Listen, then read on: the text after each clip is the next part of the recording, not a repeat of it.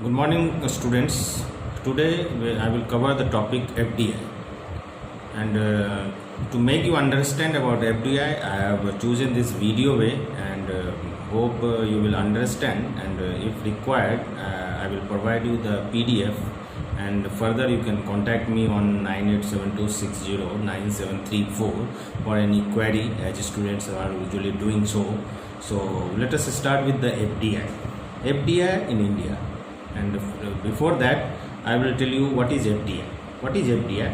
FDI, full form of FDI is foreign direct investment, and foreign direct investment in its classic form is defined as a company from one country making a physical investment into building a factory in another country. I will repeat this definition. Listen carefully. The foreign direct investment, that is FDI, in its classic form is defined as a company from one country making a physical investment into building a factory in another country. Includes investment made to acquire lasting interest in enterprises operating outside of the economy of the investor. FDI relationship, then generally speaking, FDI refers to capital inflows from abroad that invest in the production capacity of the economy and are usually preferred over other forms of external finance because they are net debt creating, non-volatile, and their returns depend on performance of the projects financed by the investors. And FDI also facilitates international trade and transfer of knowledge, skills and technology.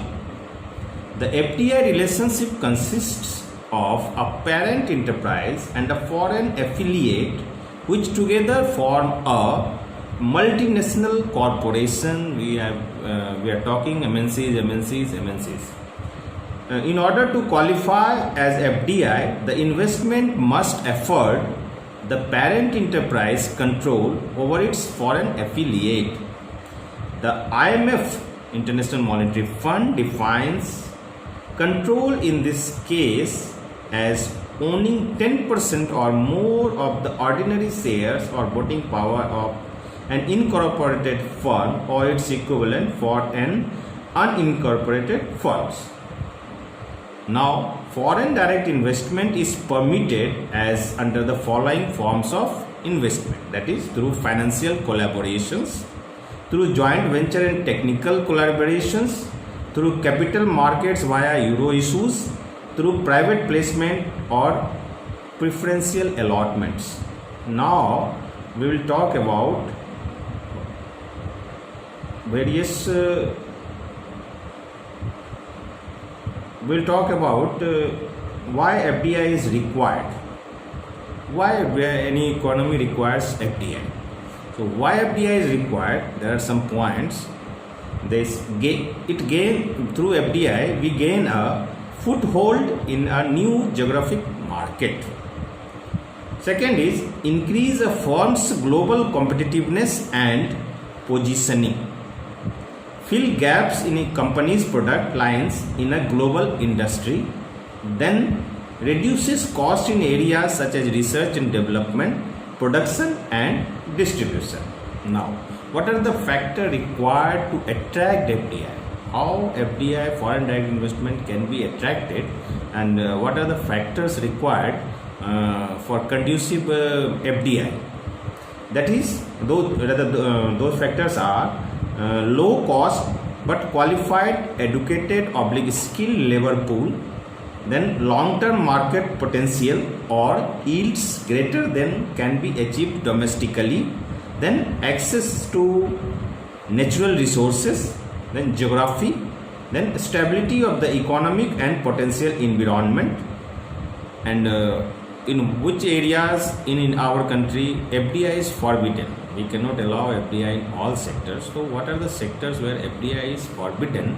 And those are FDI is not permitted in the following industrial sectors like arms and ammunitions, atomic energy, railway transport, coal and lignite, mining of iron, manganese, chrome, gypsum, sulfur, gold, diamonds, copper, zinc, etc. Then lottery businesses, then agriculture or plantation activities, housing and real estate business except development of townships, constructions of residential commercial premises, roads or bridges to the extent specified in the notification of Foreign Exchange Management 136/2005-RB dated July 19, 2005, and further it has been amended. Now, what are the routes of approval of FDI in India is foreign direct investment in India are approved through three routes.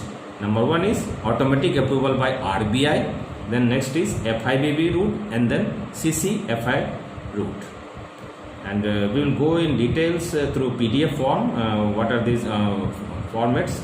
Now, in this video, next I will cover what are the advantages of FDI. Advantages of FDI are increase in domestic employment, inter alia we can say that drop in unemployment. Then investment in needed infrastructure, the infrastructure for the infrastructure development where investment is needed through FDI, we can cater this issues. Then positive influence on balance of payments, new technology and know-how transfer, increase capital investment, then targeted regional and sectoral development. Now, if it has advantages, then certain disadvantages must be there. So, what are the disadvantages of FDI?